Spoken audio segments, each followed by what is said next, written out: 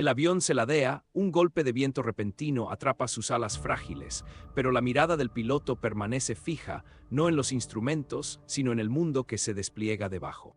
Los diablos de polvo bailan en la distancia, un resplandor de calor distorsiona el horizonte, pero aquí, grabado en la tela ocre del desierto, hay algo imposible. Un colibrí, su delicada envergadura se extiende por cientos de pies, su largo pico perfora una flor invisible. Luego un mono, su cola espiralada es una obra maestra de precisión, cada curva deliberada, perfecta. Una araña, también, sus 8 patas extendidas, parecen dispuestas a escabullirse a través de la vasta extensión de la pampa.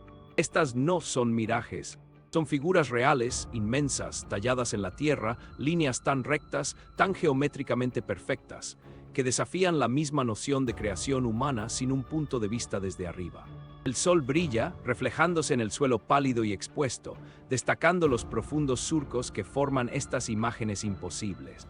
Desde el nivel del suelo, desaparecen, disolviéndose en caminos aleatorios y piedras dispersas, pero aquí, en el aire frío y delgado, sus verdaderas formas se materializan, desafiando todo lo que creías saber sobre las civilizaciones antiguas. ¿Quién las hizo, estas inmensas obras de tierra, diseñadas para una audiencia que seguramente no pudo haber existido en su época? ¿Y qué oscuro secreto yace enterrado bajo su enigmática mirada? Pero para entender cómo llegamos aquí, a este punto de vista imposible, debemos retroceder. Mucho antes de las líneas, antes de que el primer avión escarbara el cielo, el pueblo Nazca vivía una vida íntimamente ligada al paisaje árido e implacable del sur de Perú. Este era un mundo dictado por el ritmo de las lluvias escasas y el flujo de ríos preciados, donde la supervivencia en sí era un arte.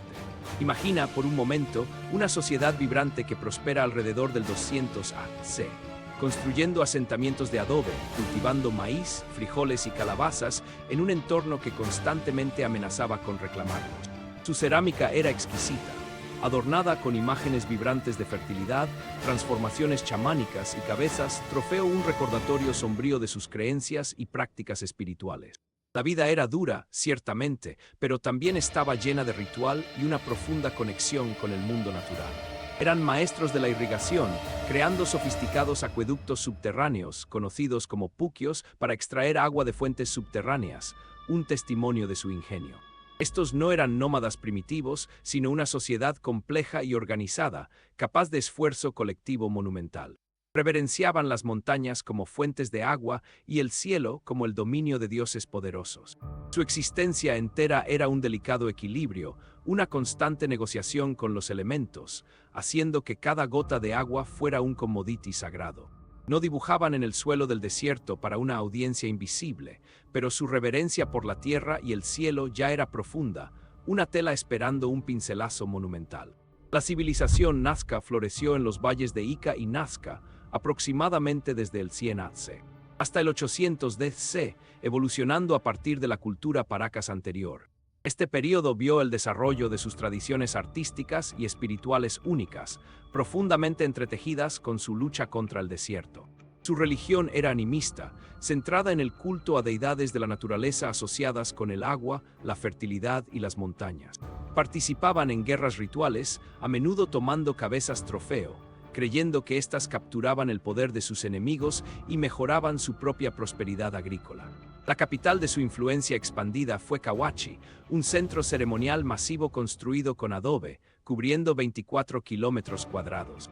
Cahuachi contaba con más de 40 montículos, coronados con estructuras y templos de adobe, y probablemente fue un sitio de peregrinación para la gente nazca de toda la región. Las excavaciones arqueológicas, particularmente las de Giuseppe Orefici, han descubierto vastas cantidades de ofrendas rituales, incluyendo textiles elaborados, cerámica y even restos humanos, indicando una sociedad profundamente invertida en aplacar a sus dioses. Esta era una cultura que entendía el concepto de obras públicas a gran escala, habiendo ya construido los intrincados puquios, algunos de los cuales todavía están en uso hoy en día. Estos canales subterráneos, a menudo de varios kilómetros de largo, trajeron agua fresca a sus campos y asentamientos, un logro de ingeniería que requirió una planificación y coordinación laboral inmensas. Es contra este telón de fondo de organización social sofisticada y creencia espiritual profunda que comenzaron a emerger los primeros susurros de algo verdaderamente extraordinario. algo mucho más grande que cualquier punto. El primer reconocimiento verdadero de las líneas de Nazca, más allá de la folclore local, vino no desde el suelo, sino desde el aire. A principios del siglo XX, a medida que las aerolíneas comerciales empezaban a trazar rutas a través de Perú, los pilotos informaron de patrones geométricos extraños que marcaban el suelo del desierto. Estos no eran meros senderos o formaciones naturales, eran claramente artificiales, líneas inmensas que se extendían por millas, formando cuadrados, triángulos y espirales. En 1927, el arqueólogo peruano Toribio Mejía Cespe fue quizás el primero en estudiar sistemáticamente estos fenómenos desde el suelo, identificándolos como caminos rituales y presentando sus hallazgos en un Congreso Nacional en Lima. Sin embargo, sin la perspectiva aérea, su verdadera forma permaneció elusiva, desestimada por muchos como insignificante, simplemente antiguos caminos o límites agrícolas. Imagina a Cespe caminando a través de la vasta y monótona pampa, tratando de dar sentido a lo que, desde su perspectiva humana, parecía nada más que surcos aleatorios y piedras dispersas. Pudo sentir su propósito, su intención antigua, pero la escala gigantesca, el arte intrincado, las formas de animales estos eran secretos que el suelo se negaba a revelar. El público en general, incluso muchos académicos, ignoraron en gran medida estas primeras observaciones. ¿Cómo podría la gente antigua, sin el beneficio del vuelo, haber creado diseños monumentales y perfectos visibles solo desde cientos de metros hacia arriba? La pregunta parecía absurda. Sin embargo, las líneas estaban allí, testigos silenciosos de una ambición olvidada, esperando pacientemente la tecnología que finalmente revelaría su verdad imposible. Lo que comenzó como observaciones dispersas por pilotos intrépidos y arqueólogos curiosos pronto se convirtió en un enigma de gran alcance. En la década de 1930, el historiador estadounidense Paul Kosok llegó a Perú con la intención de estudiar sistemas de irrigación antiguos. Su trabajo lo llevó directamente a las líneas de Nazca. Fue el primero en reconocer las alineaciones astronómicas de algunas de las líneas rectas, declarando famosamente que la llanura entera era el libro de astronomía más grande del mundo. Luego, en 1939, mientras volaba sobre la pampa de Nazca, Kosok hizo un descubrimiento asombroso: una figura colosal de un ave, previamente invisible desde el suelo. Esto no era solo geometría abstracta, eran dibujos figurativos intrincados de animales, plantas y humanoides. La realización le envió un escalofrío por la espalda. ¿Cómo podría tal obra de arte detallada ser creada en una escala tan enorme, precisamente orientada, sin medios para observar el trabajo en progreso desde la distancia? La escala era deslumbrante, con algunas figuras que se extendían por cientos de metros. Imagina la inmensa planificación, las mediciones intrincadas, el esfuerzo laboral involucrado en remover piedras oscuras y oxidadas para exponer el suelo más claro debajo, manteniendo líneas perfectamente rectas a lo largo de millas de terreno irregular, o curvando perfectamente una espiral del tamaño de un campo de fútbol. La cosa que debería haber detenido esto, la imposibilidad de supervisión, era exactamente lo que lo hacía tan asombroso.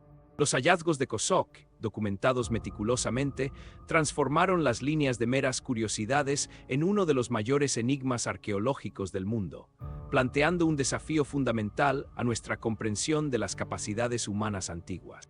Y sin embargo, el alcance completo de esta empresa sin precedentes permanecía en gran medida oculto, esperando la dedicación de una figura inesperada. La verdadera magnitud del misterio de las líneas de Nazca se intensificó dramáticamente con la llegada de un nuevo personaje, Maria Reiche. Una matemática y arqueóloga alemana, Reiche se convirtió en la asistente de Kosok en 1941, inicialmente ayudándolo con sus observaciones astronómicas. Lo que comenzó como una colaboración académica pronto se convirtió en su obsesión singular. Reiche, famosamente conocida como la Dama de las Líneas, dedicó más de 5 décadas de su vida a cartografiar, preservar y descifrar estos enigmáticos dibujos. Pasó innumerables horas viviendo en una pequeña casa aislada en el desierto, a menudo sola, caminando cuidadosamente cada línea, midiendo, documentando y protegiendo los frágiles geoglifos del daño. Su trabajo meticuloso reveló no solo unos pocos personajes prominentes, sino cientos de diseños individuales, superpuestos en algunas áreas, claramente creados a lo largo de siglos. Los categorizó: formas geométricas, incluyendo trapecios, triángulos y espirales, y figuras zoomórficas: monos, colibríes, arañas, lagartos, pelicanos e incluso una orca. Este vasto catálogo, que comprende más de 1,000 diseños distintos en 450 kilómetros cuadrados, redefinió el alcance del logro de Nazca. No se trataba solo de unos pocos personajes grandes, era un paisaje entero transformado, un inmenso lienzo al aire libre. Esta nueva comprensión volvió a enmarcar todo. Esto no era un descubrimiento accidental, sino un proyecto cultural deliberado y sostenido de ambición asombrosa. La dedicación incansable de Reiche descubrió la complejidad total, pero también profundizó la pregunta central: ¿por qué? ¿Por qué este esfuerzo extraordinario y persistente, a lo largo de generaciones, para algo que aparentemente nadie en el suelo podía apreciar plenamente? Algo no sumaba. El desierto estaba revelando sus secretos, pero cada revelación traía más preguntas profundas que respuestas. Todo apuntaba en una dirección: arte antiguo, tal vez ritualístico, tal vez astronómico. Pero entonces, un giro crucial ocurrió, una revelación que comenzó a erosionar las explicaciones puramente artísticas o calendáricas. La gran cantidad de líneas, la precisión increíble y sus formas diversas, desde animales hasta patrones geométricos intrincados, sugirieron un propósito mucho más complejo, más utilitario, que lo inicialmente concebido.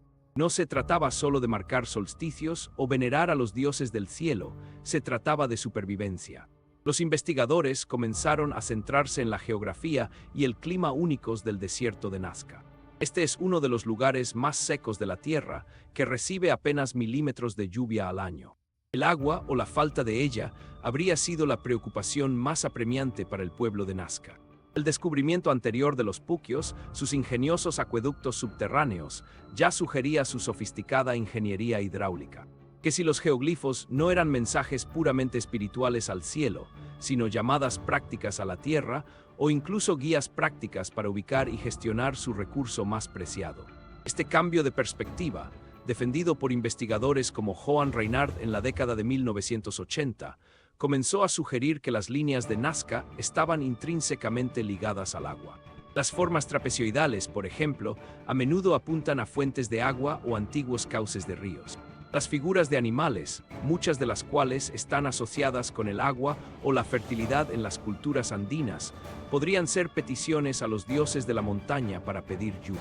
Esto no era solo una civilización que miraba hacia arriba, era una que manipulaba desesperadamente su entorno, incluso de manera simbólica, para asegurar su futuro. Lo sagrado y lo práctico se entrelazaban de maneras que nadie había apreciado plenamente, arrojando una nueva luz escalofriante sobre el esfuerzo monumental. Lo que el giro reveló fue una conexión mucho más profunda con la vida misma del desierto, el agua. Es un detalle a menudo pasado por alto por aquellos fascinados por las teorías extraterrestres.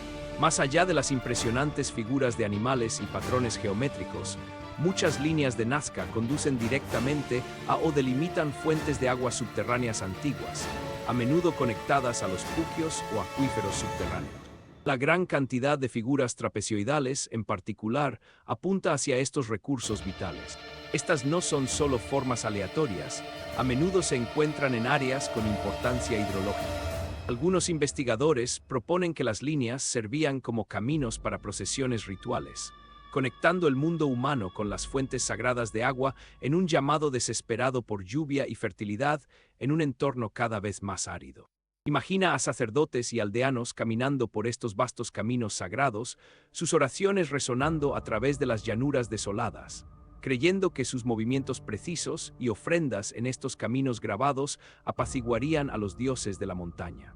Además, algunas de las figuras de animales, como la araña y el mono, están asociadas con el agua y la fertilidad en la cosmología andina local.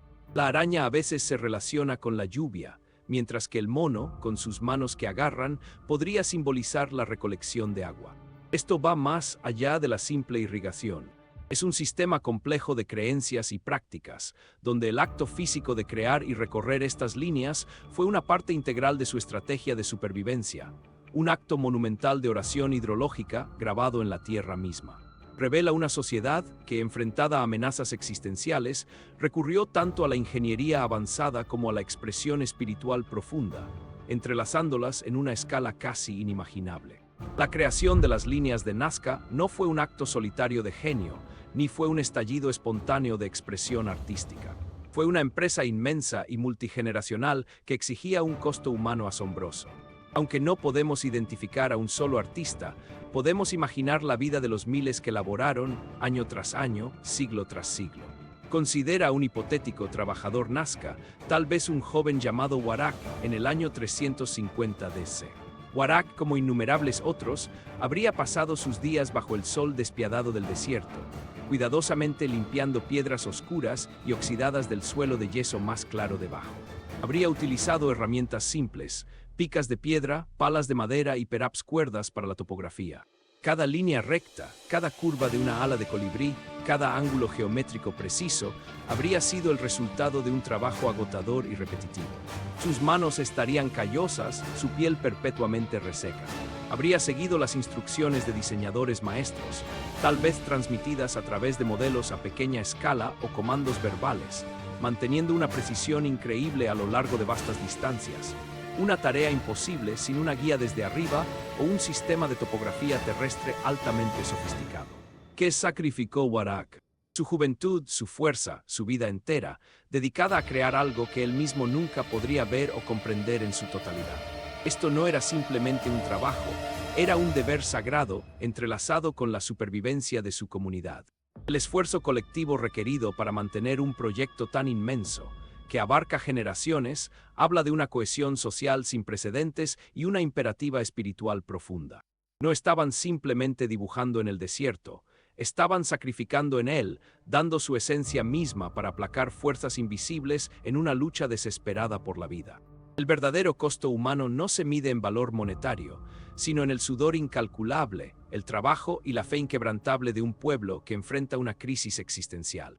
Mientras los científicos y arqueólogos armaban pacientemente las teorías hidrológicas y astronómicas, una narrativa más sensacional, aunque en última instancia distractora, comenzó a tomar forma: la hipótesis de los astronautas antiguos.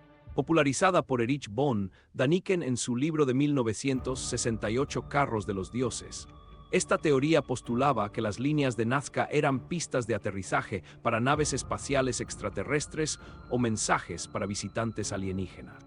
Esta idea, aunque fascinante para el público, creó inadvertidamente un encubrimiento de Swords, no un ocultamiento intencional de la verdad, sino un ensombrecimiento de la investigación científica rigurosa por fantasía especulativa. Es más fácil, quizás, imaginar seres alienígenas avanzados capaces de tales hazañas que confrontar la verdadera magnitud de la ingenuidad y la desesperación humanas en un entorno hostil. Esta narrativa desvió la atención de la propia gente de Nazca, efectivamente negándoles el crédito por su logro monumental y borrando sus motivaciones culturales complejas. ¿Quién se benefició de este silencio? Editores que vendieron millones de libros, productores de documentales que buscaban calificaciones dramáticas y un público ansioso por respuestas sencillas y sensacionalistas a preguntas históricas complejas. La teoría alienígena, a pesar de la falta total de evidencia arqueológica, se entrelazó con el misterio, frecuentemente sensacionalizando las líneas y obscureciendo la verdadera historia humana. Se volvió más difícil para los investigadores serios ganar la atención del público para sus teorías matizadas y basadas en evidencia, cuando se enfrentaban al atractivo irresistible de los visitantes alienígenas. El verdadero misterio de por qué la gente de Nazca se comprometió con este esfuerzo a lo largo de generaciones y que creían realmente se enterró bajo capas de especulación de la cultura popular, un eco histérico que ahogó los susurros del pasado. Cuando los investigadores y científicos se acercaron más, quitando las narrativas extraterrestres y enfocándose en el trabajo arqueológico y etnográfico meticuloso, surgieron una imagen mucho más rica, aunque aún profundamente misteriosa. Investigadores como Clive Ruggles, especialista en arqueoastronomía, confirmaron algunos alineamientos astronómicos, pero también enfatizaron que estos eran solo una fracción de las líneas, sugiriendo que la astronomía era solo un aspecto, no el propósito único. En esencia, antropólogos como Donald Proulx se adentraron en la iconografía nazca y las prácticas religiosas, descubriendo fuertes vínculos entre las figuras dibujadas en la pampa y sus creencias sobre el agua, la fertilidad y los dioses de la montaña. Notaron que muchos de los animales representados, como la araña, el mono y el colibrí, se encuentran frecuentemente en la cerámica y los textiles nazcas junto con símbolos del agua. La investigación también documentó meticulosamente los métodos de construcción. El pueblo Nazca marcaba sus diseños utilizando estacas y cuerdas, a menudo creando modelos a pequeña escala primero. Luego, quitaban la capa oscura oxidada de las piedras, el barniz del desierto, para exponer la tierra más clara debajo, apilando las piedras más oscuras en bordes a lo largo de los bordes para crear contraste y definir las líneas. Esta técnica simple, aunque altamente efectiva, requería herramientas no avanzadas más allá de lo que poseían. Los geólogos confirmaron que la pampa de Nazca está única y singularmente adaptada para dichos geoglifos. Sus condiciones planas, áridas y sin viento, junto con un arpan naturalmente cementado bajo la superficie, permitieron que las líneas duraran durante siglos, preservando este registro monumental de sus creencias y luchas. La investigación científica meticulosa transformó las líneas de una anomalía inexplicable en un testimonio profundo de la ingeniosidad humana, el fervor religioso y una comprensión sofisticada de su entorno, aunque el porqué definitivo seguía siendo esquivo. Las explicaciones oficiales, o más comúnmente aceptadas, aunque basadas en la investigación científica, todavía luchan por encapsular la magnitud completa del misterio de las líneas de Nazca. Las teorías de los mapas de riego o caminos rituales para cultos del agua, aunque convincentes y respaldadas por evidencia, no explican completamente la diversidad y la naturaleza abstracta de todos los geoglifos. Porque algunas líneas apuntan a eventos astronómicos y otras parecen delinear fuentes de agua, mientras que otras son puramente geométricas, sigue siendo un rompecabezas. La teoría del calendario celestial, popularizada por Maria Reiche, sugiere que las líneas funcionaron como un gigantesco observatorio astronómico, marcando solsticios, equinoccios y el ascenso de constelaciones específicas. Esta explicación ofrece una poderosa justificación para la precisión y la orientación de muchas líneas, pero no explica completamente los dibujos figurativos.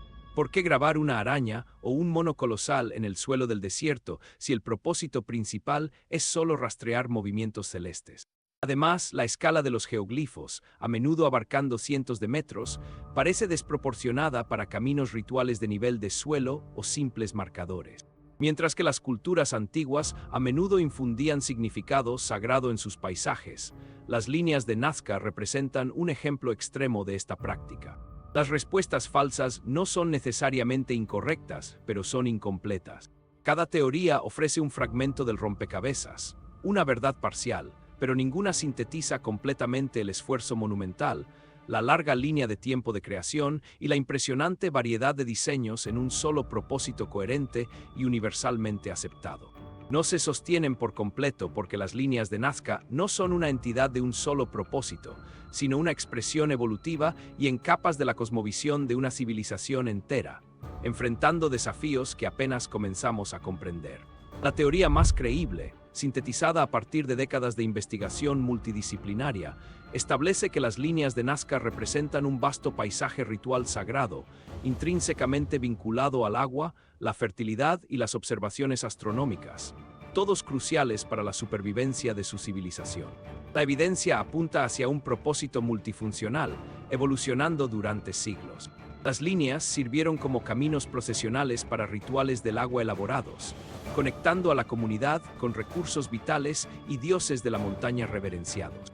Los trapezoides y rectángulos a menudo funcionaron como áreas de captación o espacios de ofrendas, posiblemente para libaciones o la recolección de agua sagrada, simbolizando en espejo los puquios subterráneos. Las figuras de animales, imbuidas de significado espiritual, probablemente fueran efigies o oraciones a dioses específicos para la lluvia, cosechas fértiles y caza exitosa.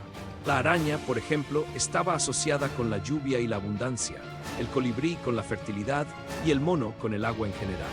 Los alineamientos astronómicos proporcionaron una dimensión cósmica, conectando sus rituales terrenales con los ciclos predecibles de los cielos, permitiéndoles programar sus actividades agrícolas y ceremoniales. Esto no se trataba de un solo propósito grandioso, sino de una respuesta compleja y adaptativa a su entorno, combinando ingeniería sofisticada con profunda creencia espiritual.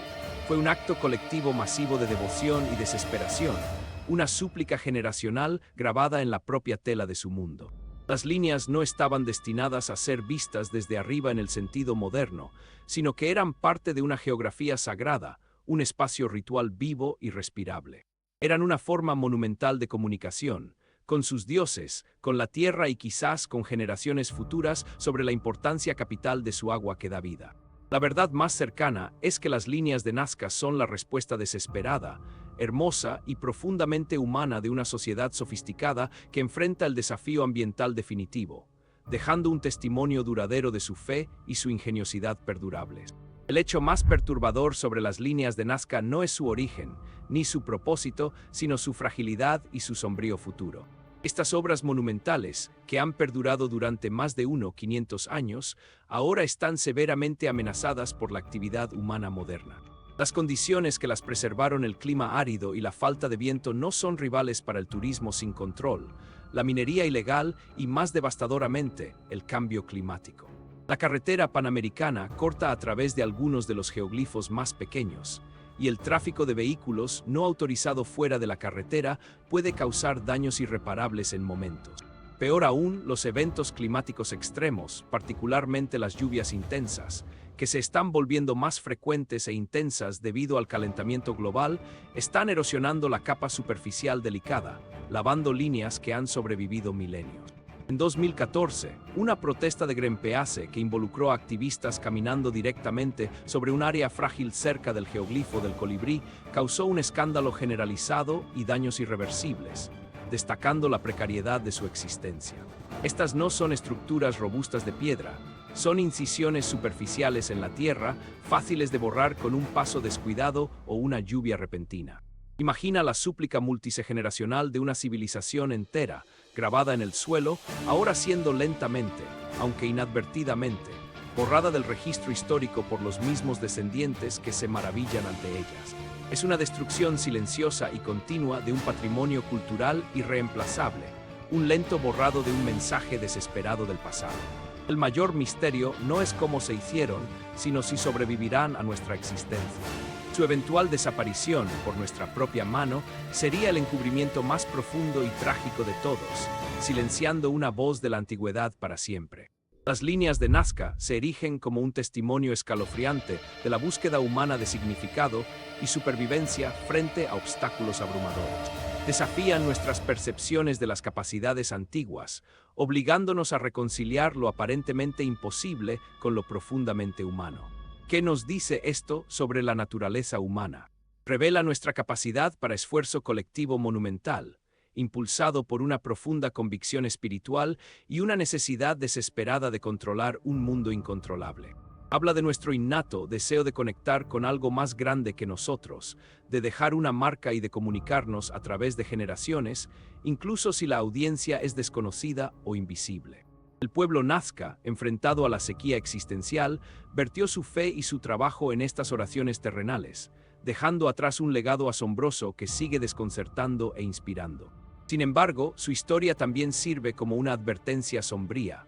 Los logros más profundos del pasado a menudo son los más frágiles en el presente, luchando constantemente contra la negligencia, la falta de comprensión y la marcha implacable del tiempo.